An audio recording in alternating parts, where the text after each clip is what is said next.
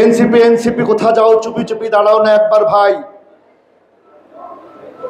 টাকা পাই যেইখানে, যাই মোরা সেইখানে, দাঁড়াবার সময় তো নাই। আজকে এনসিপি ছোট ছোট বাচ্চারা শত শত কোটি টাকার মালিক হয়েছে। বিএনপি কে ভয় দেখাও। আরে বাংলাদেশে গতকালকে যে সভা হলো, জনসভা হলো, যে লোকের মাত্র 3টে সংগঠন, 50 লক্ষ লোক, ফু দিলে পারে তোমাদের এনসিপি আর বাংলাদেশের বাকি দল কোথায় উড়ে যাবে বাতাসে। আগে বিএনপির একটা ওয়ার্ডের নেতা হওয়ার যোগ্যতা অর্জন করো, তারপরে স্বপ্ন দেখো। আমরা চাই তোমরা ক্ষমতাতে আমাদের সাথে থাকো। ইউনূস সাহেব ক্ষমতার স্বাদ ভোগ করেছেন, 84 বছর বয়স হয়েছে, বেশি দিন বাঁচবেন না হয়তোবা। তো সেই জন্য ভোটের অধিকার ফিরিয়ে দেন।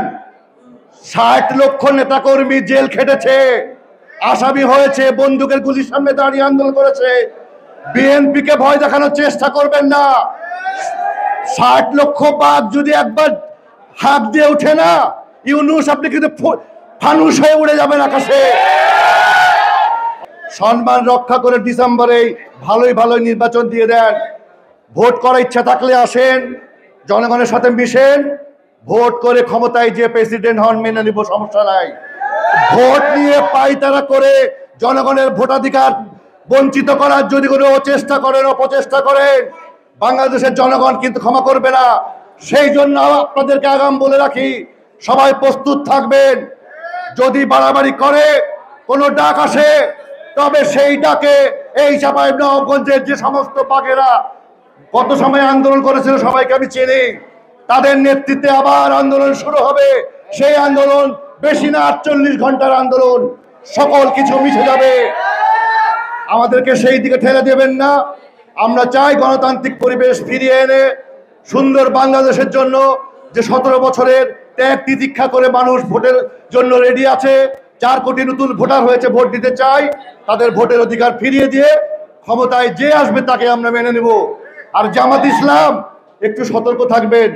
এক মুখে 4 রকম কথা। আল্লাহর অলি তো অলি নেমে আসে আর নাজেল করে বিভিন্ন কথাবার্তা, একবার এদিকে একবার ওদিকে, একবার এদিকে ওদিকে। তো এটার জন্য সতর্ক থাকবেন, সাবধান থাকবেন। সবাইকে ঐক্যবদ্ধ রেখে, ঐক্যবদ্ধ দল তারেক রহমানের যে দল দিয়েছে, সংগঠন দিয়েছে, সেটিই বাস্তব। সেটিকে না মেনে যারা কাজ করবেন, ভবিষ্যতে তাদের জন্য কপালে দুঃখ আছে, মাথায় রাখবেন।